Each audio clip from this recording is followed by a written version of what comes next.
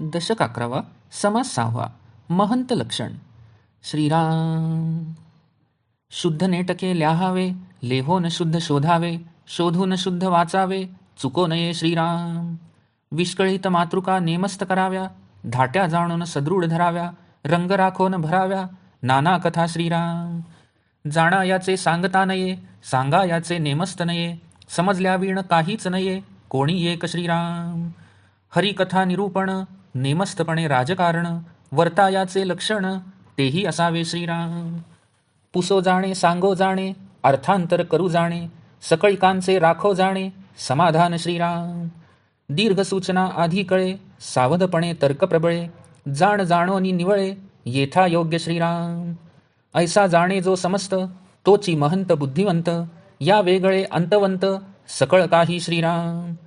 ताळ वेळ तानमाने, प्रबंध कविता जाड वचने, मजालसी नाना चिन्हे, सुचती जया श्रीराम. जो एकांतास तत्पर, आधी करी पाठांतर, अथवा शोधी अर्थांतर, ग्रंथगर्भींचे श्रीराम. आधीच शिकोन जो शिकवी, तो चिपावे श्रेष्ठ पदवी, गुंतल्या लोकास उगवी, विवेक बळे श्रीराम. अक्षर सुंदर वाचणे सुंदर, बोलणे सुंदर चालणे सुंदर, भक्तिज्ञान वैराग्य सुंदर, करून दावी श्रीराम.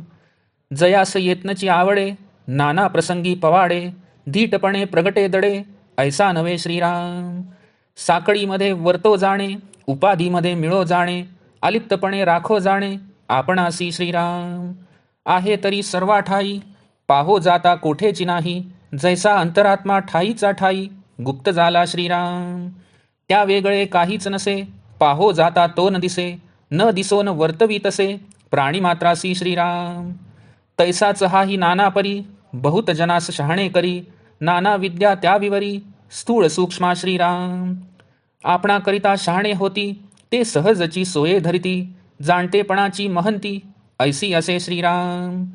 राखो जाणे नीती न्याय, न करी न करवी अन्याय, कठीण प्रसंगी उपाय, करू जाण श्रीराम. ऐसा पुरुष धारणेचा, तोची आधार बहुताचा, दास म्हणे रघुनाथाचा, गुण घ्यावा श्रीराम. इति श्रीदासबोधे गुरुशिष्य संवादे महंत लक्षण नाम समास 6 समाप्त.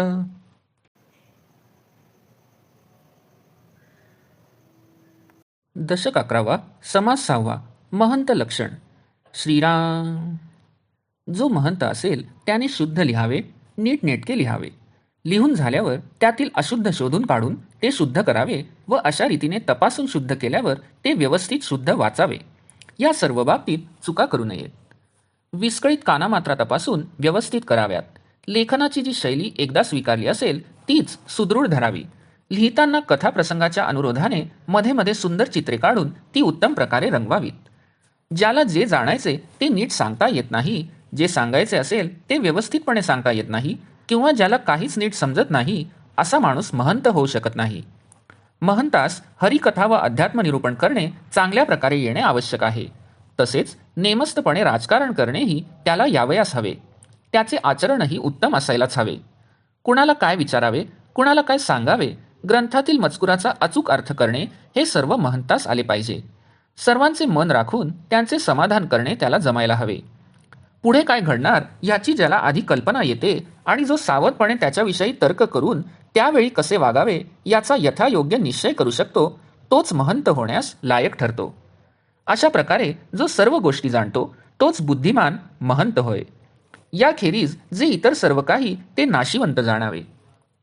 ज्याला काळ वेळ यांची योग्य समज आहे, जो प्रबंध काव्य करणे व सुभाषिते उच्चारणे यात प्रवीण असून ज्याच्या अंगी सभाधीटपणा असतो व ज्याला योग्य वेळी योग्य गोष्टी सुचतात, जो एकांताविषयी तत्पर असतो, आधी खूप पाठांतर करून नंतर जो अर्थाचा शोध घेऊन ग्रंथातील सार ग्रहण करतो, जो एखादी विद्या अथवा कला आधी स्वतः शिकून मग लोकांना शिकवतो, तोच श्रेष्ठ पदवी प्राप्त करू शकतो.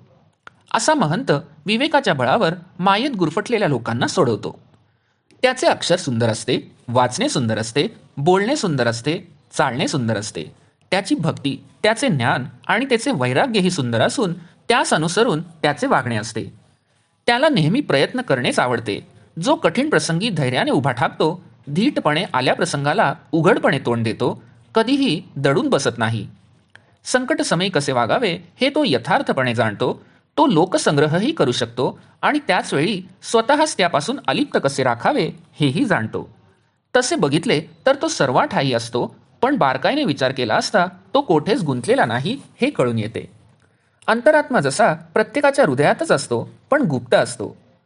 खरे तर अंतरात्म्याशिवाय काहीच खरे नाही, पण त्यास पाहू जावे तर तो दिसत नाही, पण दिसत नसूनही तोच सर्व प्राणीमात्रांना चालवत असतो.